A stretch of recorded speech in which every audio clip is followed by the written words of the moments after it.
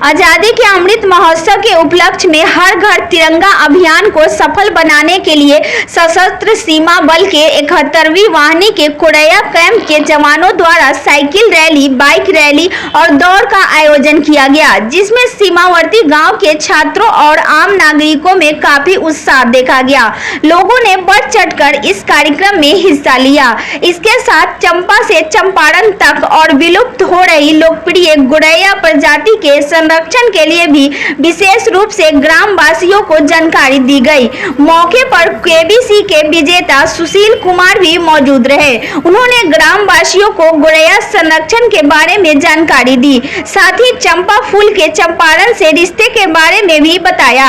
सहायक सेना नायक असल श्रीवास्तव ने बताया कि पर्यावरण को स्वच्छ बनाना हम सबकी जिम्मेदारी है। इसके लिए सशस्त्र सीमा बल के 71वीं वाहिनी के जवान हमेशा तैयार रहते हैं। साथ ही ग्राम वासियों को समय समय पर जल जीवन हरियाली के बारे में समझाया जाता है। इसके साथ ही आजादी के महत्व को छात्रों को समझाया और देश को आजाद कराने वाले वीर शहीदों के बारे में भी जानकारी दी गई।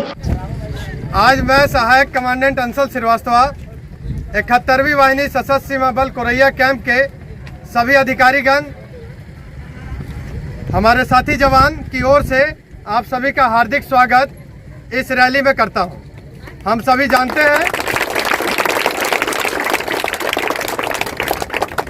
जानते हैं कि हमारा देश इस वर्ष आज़ादी का 75वां वर्षगांठ मना रहा है, जिसको कि भारत सरकार के द्वारा आज़ादी के अमृत महोत्सव के रूप में कई सारे कार्यक्रमों के द्वारा सुसज्जित किया गया है। इसी कड़ी में सशस्त्र सीमा बल ने भी कई सारे कार्यक्रम अपने सेवा सुरक्षा बंधुत्व के मोटो को कायम करते हुए किए हैं। आपने देखा होगा कि बीते वर्ष में कोरोना महामारी के दौरान जो हमारा देश था काफी कौतूहल से गुजर रहा था, लेकिन एसएसबी 71वीं वाहिनी कोरैया कैंप के द्वारा आप सभी लोग के मदद से जितने भी हमारे सीमावर्ती गांव है वहां पर कोविड वैक्सीनेशन के 100% टारगेट को अचीव किया गया। हम जानते हैं कि जो कोविड वैक्सीनेशन का जो टारगेट था, भारत सरकार के द्वारा इंडिया लार्जेस्ट वैक्सीनेशन ड्राइव चलाया गया था, जिसमें हमारे जो भी सीमावर्ती गांव के जो हमारे नागरिक हैं सभी ने सहयोग किया और इसको सफल बनाया। इसके साथ ही हमने ये भी देखा कि लॉकडाउन के दौरान जितने भी हमारे सीमावर्ती गांव है वहां लॉकडाउन में स्कूल्स बंद हो गए थे, तो बच्चे स्कूल नहीं जा पा रहे थे। आप लोगों के सहयोग से, आप लोगों के आग्रह पे बच्चों को पढ़ाया गया, जिससे कि उनके जीवन में कहीं ना कहीं एक सकारात्मक सुधार आया है।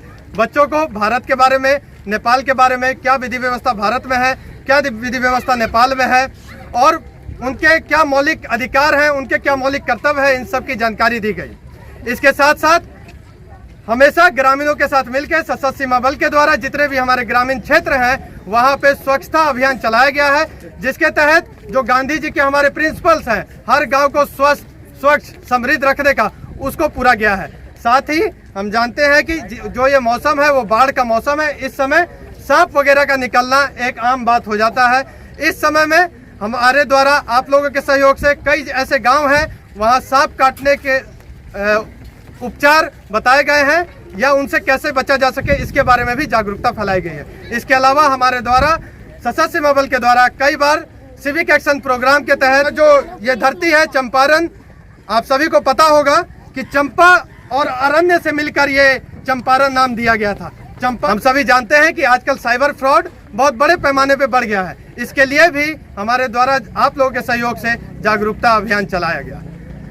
हमारा ये जो चंपारण है, हम सभी जानते हैं कि गांधी जी के प्रिंसिपल्स पे, उनके सिद्धांतों पे इसकी नींव रखी गई है। क्यों ना आज हम इस आज़ादी के अमृत महोत्सव पे निकले, साइकिल के माध्यम से, दौड़ के माध्यम से, आप सभी ग्रामवासियों के साथ मिलकर हम सशस्त्र सीमा बल और जितने भी हमारे सिस्टर एजेंसीज हैं उनके साथ मिलकर मोटरसाइकिल के माध्यम से रैली निकाले।